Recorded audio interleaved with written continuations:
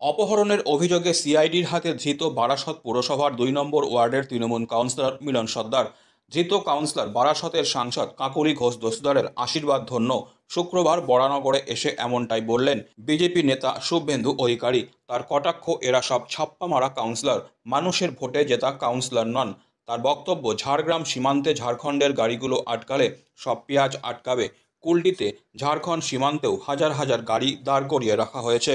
ব্যবস্থা নিতে তিনি কেন্দ্রীয় পরিবহন মন্ত্রী নীতিন গডকরি, কেন্দ্রীয় স্বরাষ্ট্রমন্ত্রী অমিত শাহ এবং রাজ্যপালকে বিষয়টি জানাবেন। প্রসঙ্গত, জল ছাড়া নিয়ে বৃহস্পতিবার ডিভিসির সঙ্গে সম্পর্ক ছিন্ন করার কথা বলেছেন মুখ্যমন্ত্রী।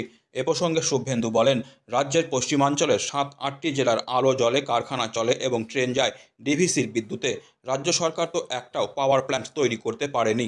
মুখ্যমন্ত্রীকে চ্যালেঞ্জ জানিয়ে শুভেন্দু বলেন, ডিভিসির সঙ্গে সম্পর্ক ছিন্ন করুন, দেখবেন রাজ্যের ৮টি জেলা অন্ধকারে ডুবেছে। উনি কাকলি ঘোষ দস্তিদারের সঙ্গে ওনার 25টা ছবি আর ভিডিও রয়েছে। সর্দার তো ওর নাম, হ্যাঁ, উনি ওনার কাজ ছিল প্রতিদিন শুভেন্দু অধিকারীকে ব্যঙ্গ ছবি পোস্ট করা। ওর ফেসবুকটা ফলো করবেন। এইরকম গুন্ডা বদমাইশ ভর্তি আরেকটা শাহজাহান। এবং কাকলি ঘোষ দস্তিদারের আশীর্বাদ ছিল বলে এতদিন ধরে এই নোংরা কাজগুলো করে গেছে। আর এরা সব ছাপ্পা মেরা কাউন্সিলর, এরা মানুষের ভোটে জেতা কাউন্সিলর নয়। 2.5 কোটি টাকা মুক্তিপণ চেয়েছে ত্রিপুরার ব্যবসায়ীর কাছ থেকে। হ্যাঁ, ওদের টাকা, তৃণমূল মানে তো টাকা চাই, টাকা টাকা টাকা টাকা। সিআইডিআর তৃণমূলের ঠেট কালচার কলেজে কলেজে, তৃণমূলের ঠেট কালচার বিভিন্ন কলেজে কলেজে এখনো। এটা নতুন কালচার নয়। তৃণমূলের এই অধঃপতন শুরু হয়েছিল 16-র পর থেকে। সেটা আস্তে আস্তে বাড়তে বাড়তে আজকে মহিরুহে পরিণত হয়েছে। এটা নতুন কিছু নয়। এবং একে ভোটে হারাতে হবে। ভোটে যদি হারাতে না পারেন এই কালচারই চলবে। হ্যাঁ, এই চলবে। এত বড় একটা ইস্যু অমীমাংসিত, আরজি করের ইস্যু, তারপরেও এদের লাজ লজ্জা কিচ্ছু নেই। আর দুটো বিষয় আমি আপনাদেরকে বলে আমি বন্যা এলাকায় বেরিয়ে যাচ্ছি। সেটা হচ্ছে, মুখ্যমন্ত্রী কালকে হুঙ্কার দেওয়ার পরে চিচিড়াতে ঝাড়গ্রাম এবং ঝাড়খণ্ড বর্ডারে যেহেতু লিখিত অর্ডার দেওয়ার ক্ষমতা সাহস মুখ্য সচিবের নেই, সেখানে গাড়ি দাঁড়িয়ে আছে হাজার হাজার। মুখ্যমন্ত্রী জানেন না ডেমোগ্রাফি। ঝাড়গ্রাম বর্ডারে ঝাড়খণ্ডের গাড়ি আটকালে সব পেঁয়াজ আটকাবে। ওই রাস্তা হচ্ছে নাগপুর, নাসিক, ছত্তিশগড় হয়ে বাংলায় ঢুকছে এবং এখান থেকে উত্তর পূর্বাঞ্চল, সিকিম, ভুটান, নেপালে যাচ্ছে। ভয়ঙ্কর পরিস্থিতি করেছে ওখানে একটা।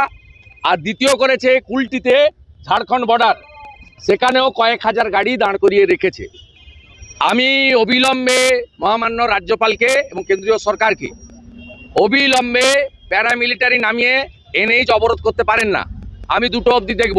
2টোর পরে আমি নীতিন গডকরিকে লিখব, অমিত শাহজিকে লিখব, গভর্নরকে লিখব যে ইমিডিয়েট ওখানে ব্যবস্থা না হোক। উনি পশ্চিমবঙ্গের ভাবছেন নিজেকে প্রধানমন্ত্রী। পশ্চিমবঙ্গ একটা আলাদা দেশ। এইরকম একটা, আর উনি কালকে বলেছেন না ডিভিসির সঙ্গে কাট আপ করে দিতে।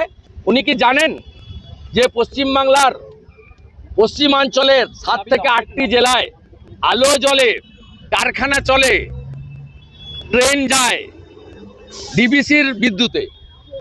একটা পাওয়ার প্ল্যান্ট করতে পারেননি, 1 ইউনিট বিদ্যুৎ নতুন করে জেনারেশন করতে পারেননি, ডিভিসির উপর নির্ভর করেন, আবার ডিভিসিকে সঙ্গে সম্পর্ক কাট আপ করবেন বলেছেন। আমি আপনাকে চ্যালেঞ্জ করছি, আপনি যদি মুখ্যমন্ত্রী হয়ে বলে থাকেন আজকে বিকেলের মধ্যে ডিভিসির সঙ্গে সম্পর্ক ছিন্ন করুন, রাজ্যের 8টা জেলা অন্ধকারে ডুববে।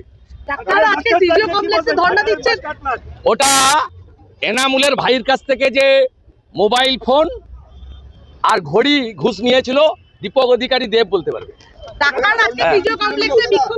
একটা ঘড়ি নিয়েছিল, রেডো নাকি ঘড়ি, আর মোবাইল ফোন। এই নিম্নমানের চোরগুলো তৃণমূলের এমপি হয়েছে ছাপ্পা মেরে। কোনো ত্রাণই সরকারের নেই। ত্রাণ দিচ্ছে এনজিও আর বিজেপি। সরকার নেই, সরকার নেই। 1 লক্ষ পাউচ জলের প্যাকেট বিতরণ আমরা করেছি। 6000 তারপলিন পরশুরা, খানাকুল, গোঘাট আমরা বিতরণ করেছি। আজকে ভারত সেবাশ্রম সংঘের সন্ন্যাসীদের সাহায্যে আমরা যে চাল, ডাল, আলু জোগাড় করেছিলাম, তমলুকে সাংসদ কার্যালয়ের সামনে থেকে রান্না হয়ে 10,000 জনের খাওয়ার বিতরণ চলছে 11টা থেকে। দাসপুর, ঘাটাল এবং পাঁশকুড়ার সব গ্রামগুলোতে আমরা করছি, ওরা নয়। সরকার নেই, সরকার নেই, সরকার আছে, তুই খিচ মেরি ফটো।